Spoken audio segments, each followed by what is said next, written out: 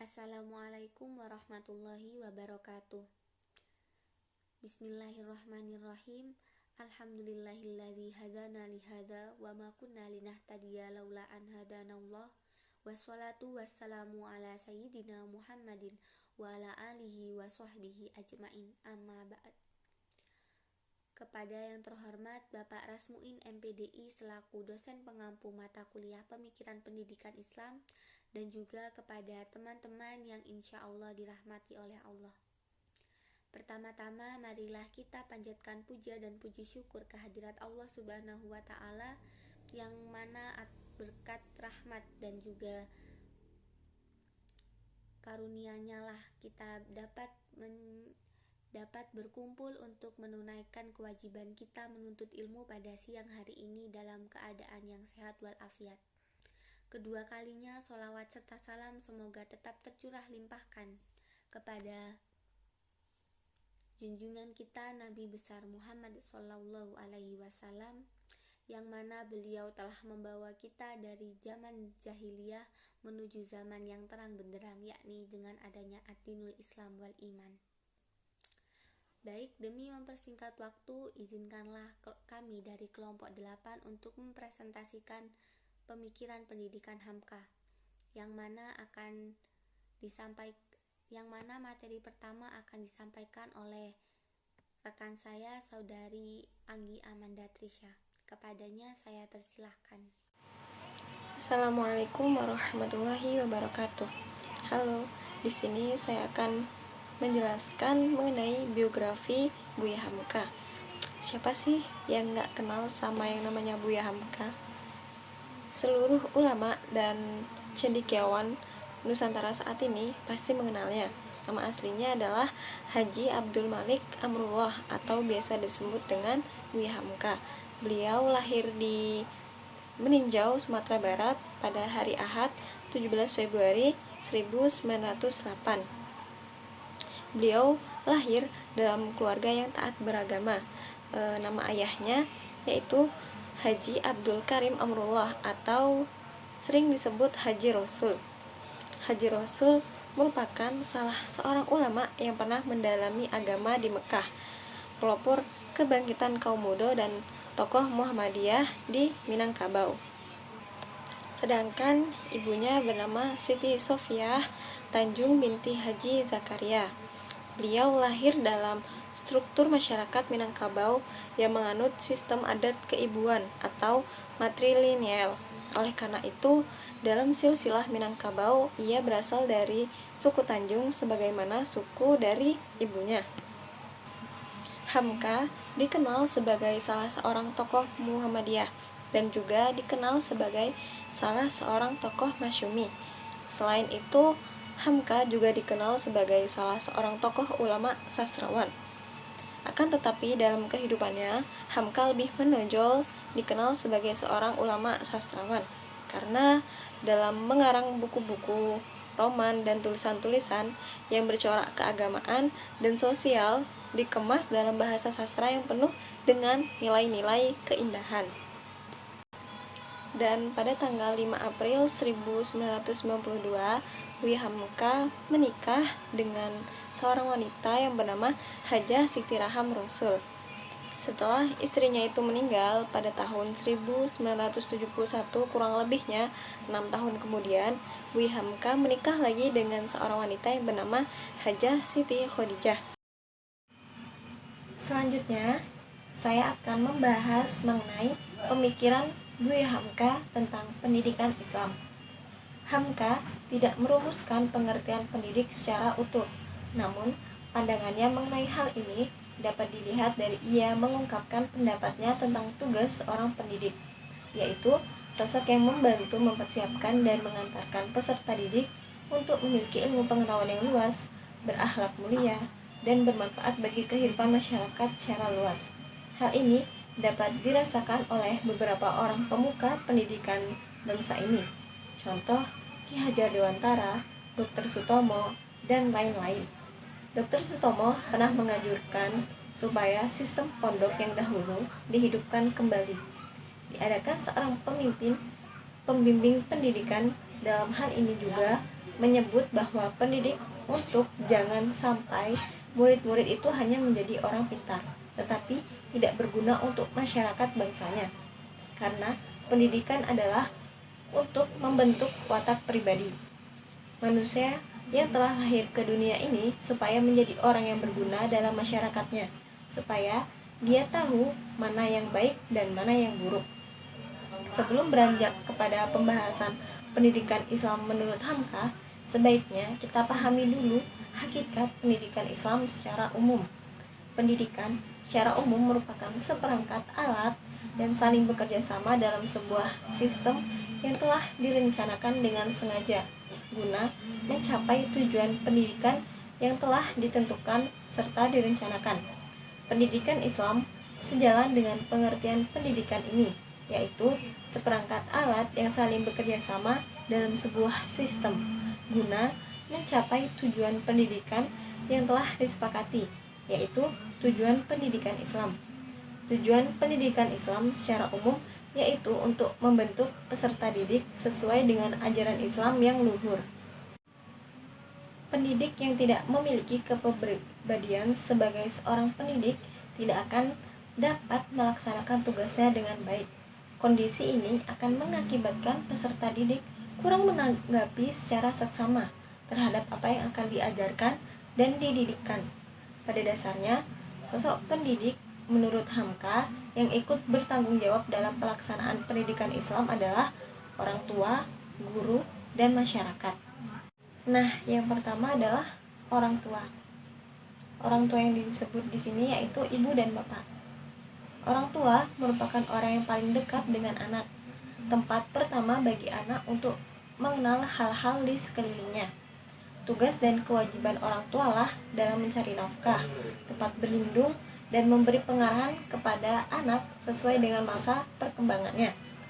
Dalam salah satu karyanya yang berjudul Lembaga Hidup, Hamka membagi tugas dan kewajiban orang tua menjadi 3 tingkatan.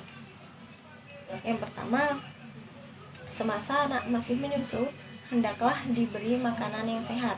Yang kedua, ketika akalnya mulai tumbuh dan bisa bertanya ini itu, waktu itulah hendaknya orang tua berusaha membuka akal yang baru tumbuh itu, serta menunjukkan contoh-contoh yang baik. Dan yang terakhir yaitu zaman ketika dia mulai tumbuh besar dan semakin dewasa, ketika itulah darahnya sedang panas-panasnya.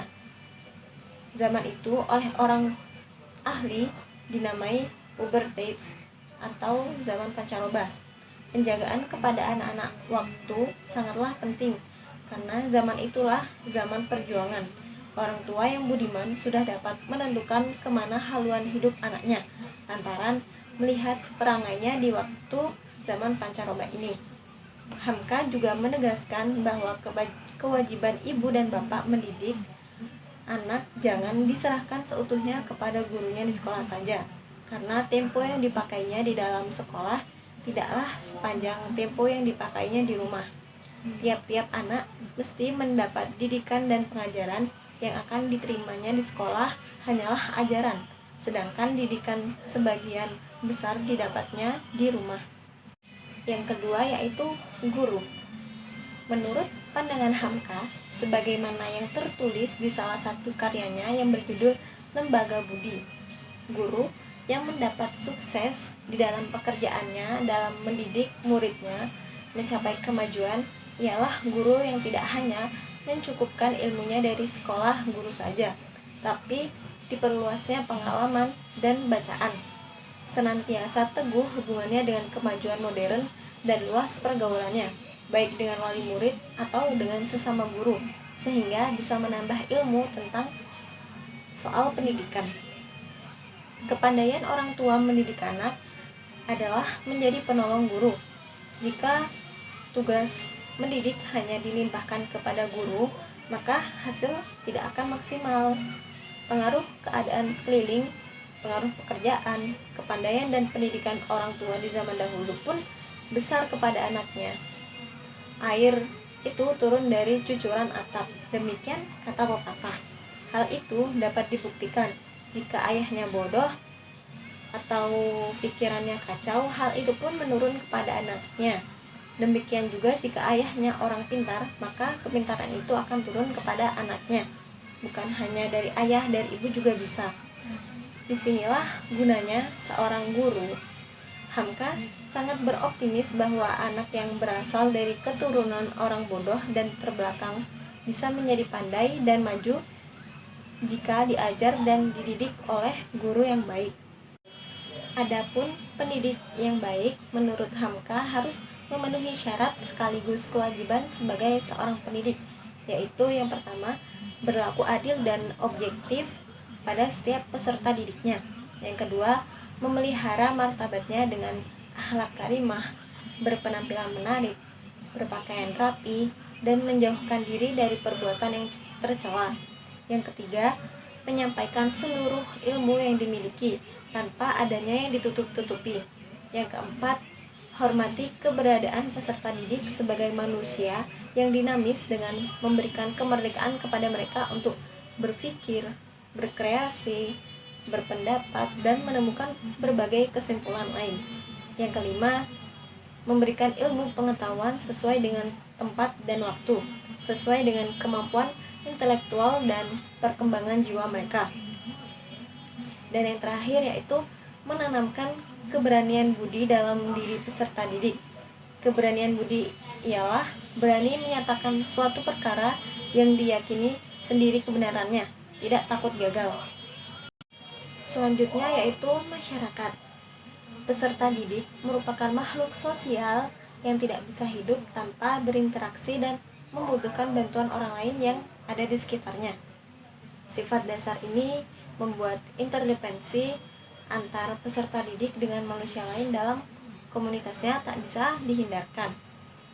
Eksistensinya saling bekerja sama dan saling memengaruhi antara satu dengan yang lain. Melalui bentuk komunitas masyarakat yang harmonis, menegakkan nilai akhlak, dan hidup sesuai dengan nilai-nilai ajaran agama, akan dapat mewujudkan tatanan kehidupan yang tentram. Kondisi dan model masyarakat yang demikian merupakan prototipe masyarakat ideal bagi terlaksananya pendidikan yang efektif dan dinamis. Oleh karena itu, dalam memformulasi sistem pendidikan diperlukan pendekatan psikologis, sosiologis.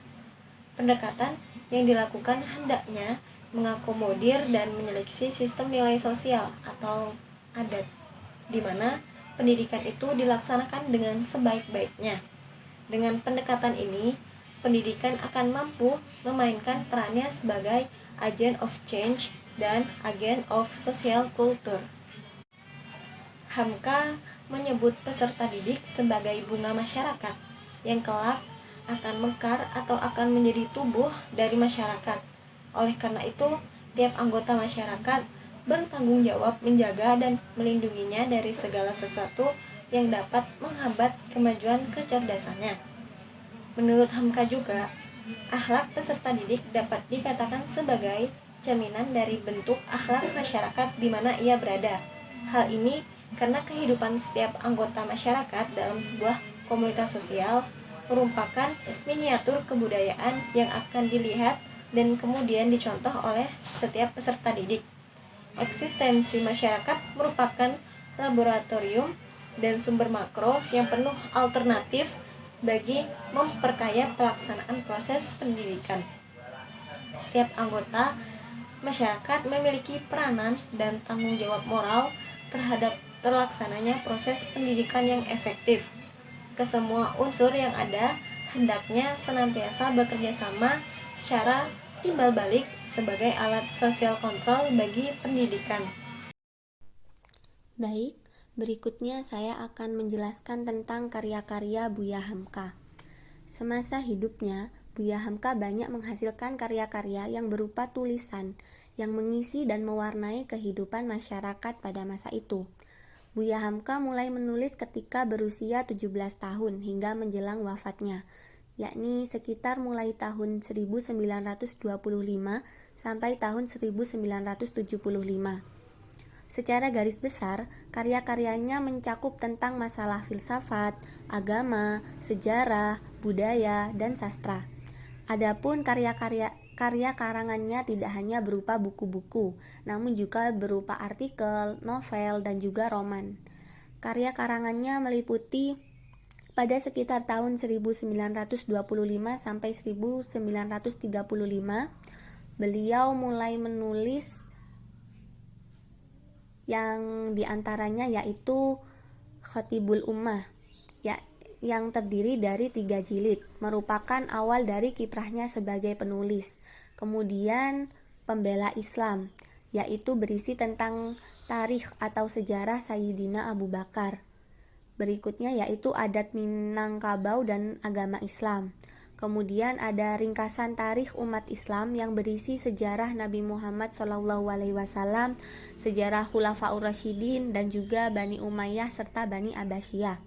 Kemudian ada juga majalah Kemauan Zaman, Kepentingan Melakukan Tabligh, Hikmah Isra dan Mi'raj, Arkanul Islam, majalah Tentara, majalah Al-Mahadi, dan juga Mati dan Mengandung Malu.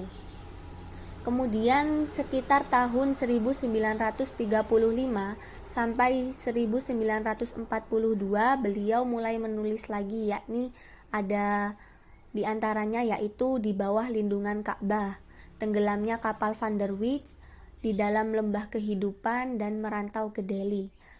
Keempat karya tersebut berbentuk roman dan juga diterbitkan oleh Balai Pustaka, kecuali Merantau ke Delhi itu tidak diterbitkan oleh Balai Pustaka.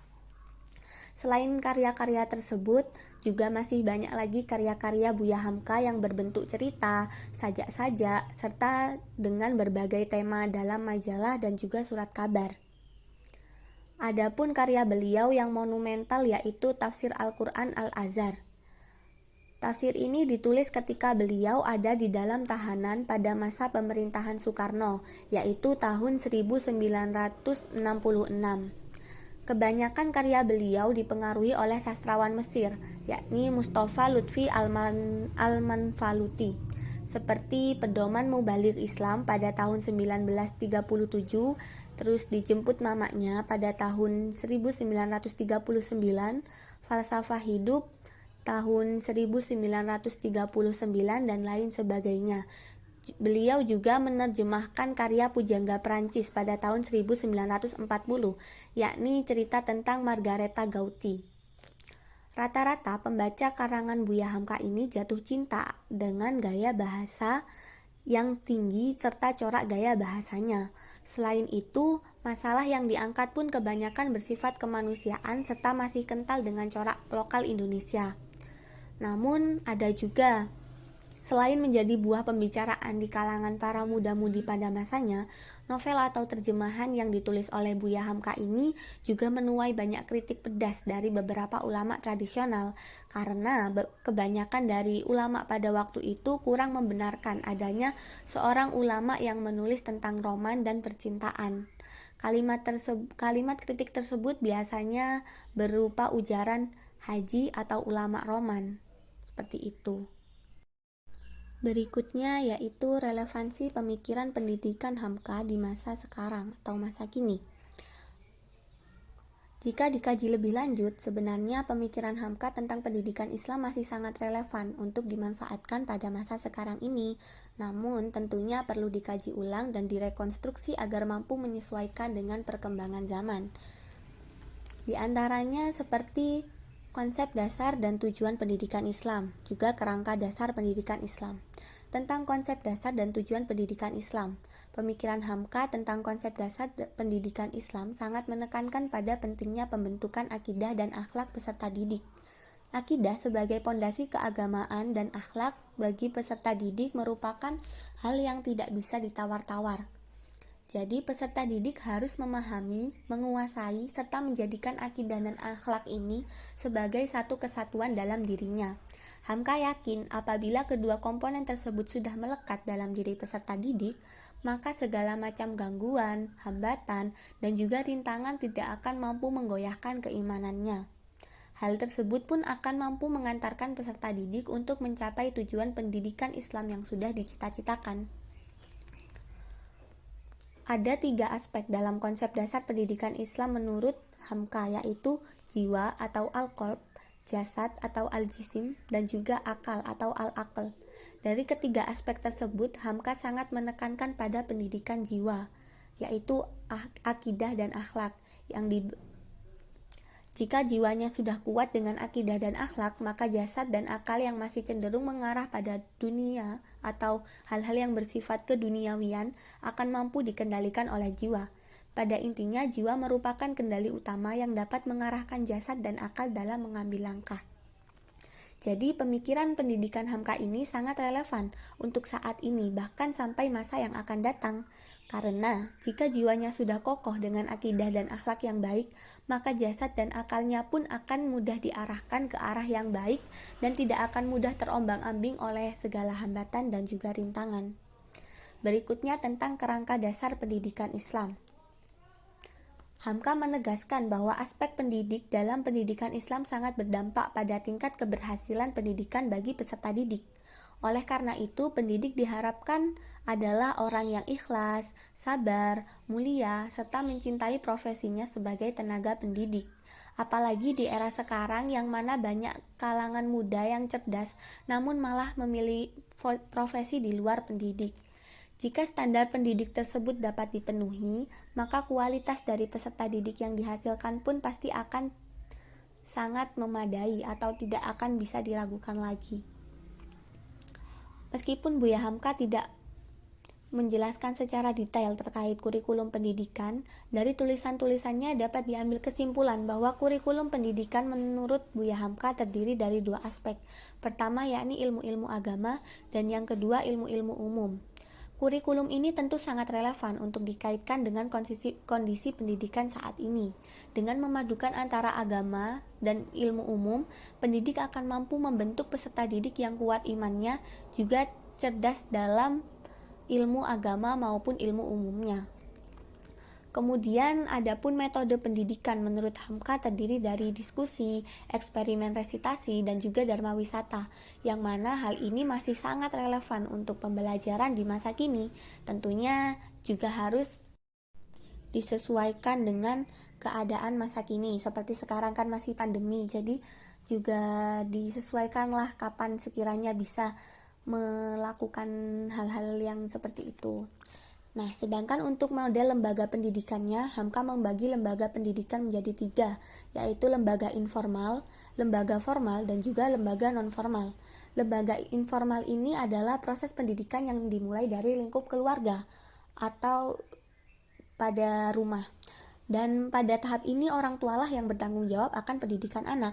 Kemudian lanjut pada pendidikan formal, merupakan proses lanjutan dari pendidikan informal. Dengan kata lain, setelah peserta didik mendapatkan pendidikan dasar dari keluarga, maka lembaga formal ini akan mengembangkan pengetahuannya, baik pengetahuan umum maupun keagamaannya.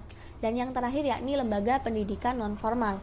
Hamka berpandangan bahwa lembaga ini merupakan inisiatif dari peserta didik dalam mengembangkan proses interaksi dengan dunia di luar dirinya, dalam artian masyarakat atau interaksi sosial yang akan menjadi lembaga nonformal ini. Jadi dapat disimpulkan bahwa pemikiran pendidikan Hamka masih sangat relevan untuk dijadikan acuan dengan pengembangan dan rekonstruksi untuk menyesuaikan dengan keadaan dan juga kemajuan teknologi pada saat ini. Dengan merekonstruksi pemikiran Hamka inilah, para pendidik saat ini dan juga pendidik di masa depan akan mampu memaksimalkan potensi peserta didik dan mengarahkannya menjadi hamba Allah yang taat, tawadu, rendah hati, dan juga berakhlak mulia, namun tetap dengan kualitas keilmuan yang mumpuni dan juga tetap mengikuti kemampuan teknologi. Mungkin hanya sekian dari saya, mohon maaf apabila ada salah baik dari tutur kata maupun kesalahan-kesalahan saya yang lainnya. Sekian, saya kembalikan kepada moderator.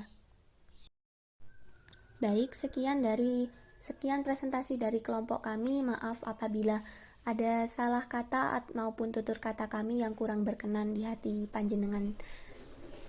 Selanjutnya, bagi teman-teman yang ingin menanyakan kembali materi yang sudah kami sampaikan, kita akan berlanjut ke diskusi lewat media WhatsApp. Terima kasih atas partisipasinya.